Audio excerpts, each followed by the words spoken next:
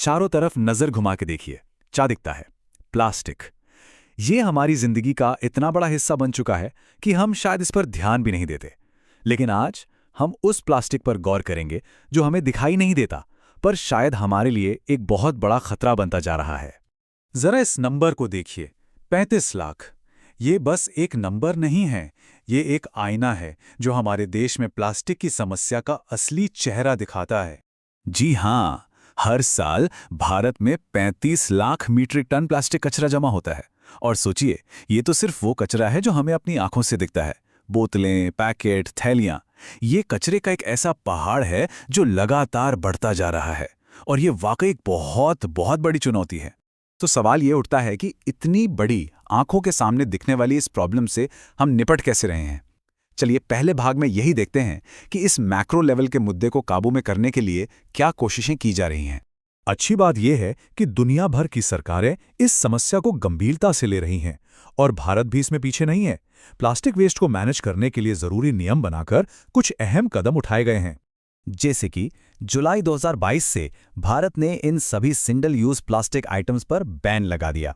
ये वही सारी चीजें हैं जिन्हें हम बस एक बार इस्तेमाल करते हैं और फेंक देते हैं। यकीनन ये सही दिशा में एक बहुत जरूरी कदम है। अब यहाँ एक मजेदार बात सामने आती है। अगर हम प्रति व्यक्ति प्लास्टिक के इस्तेमाल की बात करें तो भारत का औसत दुनिया के औसत से काफी कम है। लेकिन हमारी आबादी इतनी ज्यादा है कि कुल मिलाकर जो कचरा पैदा होता है वो एक बहुत बड़ी, बहुत भारी भरकम संख्या बन जाता है।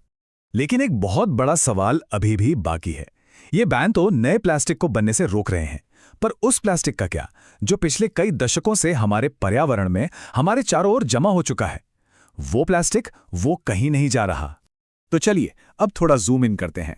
इस बड़े से कचरे के ढेर से हटकर उस माइक्रोस्कोपिक दुनिया में चलते हैं जहां एक साधारण सी प्लास्टिक की बोतल या थैली एक अदृश्य दुश्मन में तब्दील हो जाती है। तो ये होता कैसे है? इसकी कहानी ना बहुत सीधी सी है। जब सूरज की तेज यूवी किरणें खुले में पड़े प्लास्टिक पर पड़ती हैं तो वो इसके अंदर के केमिकल बॉन्ड्स को, मतलब कि इसकी बनावट को कमजोर कर देती हैं। धीरे धीरे वो मजबूत प्लास्टिक नाजुक होकर छोटे छोटे, बहुत ही छोटे टुकड़ों में बिखर जाता है। और बस इन्हीं नन्हे नन्हे टुकड़ों को हम कहते हैं सेकेंडरी माइक्रोप्लास्टिक्स। यहां सबसे जरूरी बात जो याद रखनी है वो ये है कि प्लास्टिक कभी भी सच में खत्म नहीं होता। वो सिर्फ अपना रूप बदल लेता है। वो इतने छोटे टुकड़ों में टूट जाता है कि हमारी आंखों को दिखाई तक नहीं देता। इससे एक बहुत परेशान करने वाला सवाल सामने आता है। अगर ये कण अदृश्य हैं तो फिर ये जाते कहाँ हैं? चलिए अगले हिस्से में इनके ठिकाने का पता लगाते हैं। सच तो ये है कि ये माइक्रोप्लास्टिक कण अब हर जगह हैं, हवा में, मिट्टी में, और हाँ, उस एक चीज में जो हमारी जिंदगी के लिए सबसे जरूरी है, हमारे पानी में। और अब एक ऐसी बात जो शायद आपको चौंका दे। नल के पानी में तो माइक्रोप्लास्टिक मिलते ही हैं, पर कई स्टडीज ये बताती हैं कि बोतलबंद पानी में इनकी मात्रा अक्सर कहीं ज्यादा होती है। सुनने में कितना उल्टा लगता है ना? अब जरा इन आंकड़ों पे गौर कीजिए। सिंगल यूज प्लास्टिक बोतलों में प्रति लीटर करीब 2500 कण। दोबारा इस्तेमाल होने वाली बोतलों में तो ये संख्या लगभग दुगनी हो जाती है। और सबसे ज्यादा हैरानी की बात, कांच की बोतलों में सबसे ज्यादा करीब 5800 कण प्रति लीटर। अब सवाल यह है कि कांच की बोतल में प्लास्टिक कहां से आया? माना यह जाता है कि ये कण बोतल के प्लास्टिक के ढक्कन से और पैकिंग की प्रक्रिया के दौरान पानी में मिल जाते हैं। तो मतलब क्या है इसका? अगर ये कण हमारे पानी में हैं तो जाहिर है कि ये हमारे शरीर के अंदर भी जा रहे हैं। और अगर ऐसा है तो असली सवाल ये है कि ये हमारे अंदर पहुंचकर कर क्या रहे हैं? अब आते हैं हमारे सबसे आखिरी और शायद सबसे जरूरी हिस्से पर। हम इसी सवाल का जवाब ढूंढेंगे। चलिए देखते हैं कि विज्ञान इस अदृश्य खतरे के हमारी सेहत पर पड़ने वाले असर के बारे में क्या कहता है। देखिए, खतरा सिर्फ इन प्लास्टिक के कणों से नहीं है, बल्कि उन केमिकल्स से भी हैं जो ये अपने साथ लेकर आते हैं। प्लास्टिक को मजबूत या लचीला बनाने के लिए उसमें फ्थैलेट्स जैसे केमिकल्स मिलाए जाते हैं। इन्हें एंडोक्राइन डिसरप्टिंग केमिकल्स या EDCs कहते हैं। मतलब जब ये कण हमारे शरीर में जाते हैं तो ये केमिकल्स रीस कर हमारे हार्मोनल सिस्टम में गड़बड़ पैदा कर सकते हैं। और इस गड़बड़ी के नतीजे काफी गंभीर हो सकते हैं।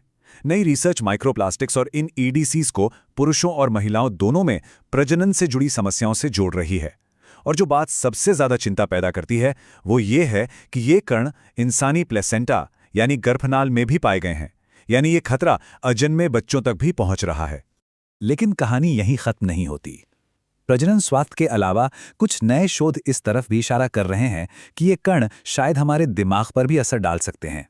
ड्यूक यूनिवर्सिटी की एक हालिया रिसर्च में नैनोप्लास्टिक्स पर ध्यान दिया गया, जो माइक्रोप्लास्टिक्स से भी हजारों गुना छोटे होते हैं।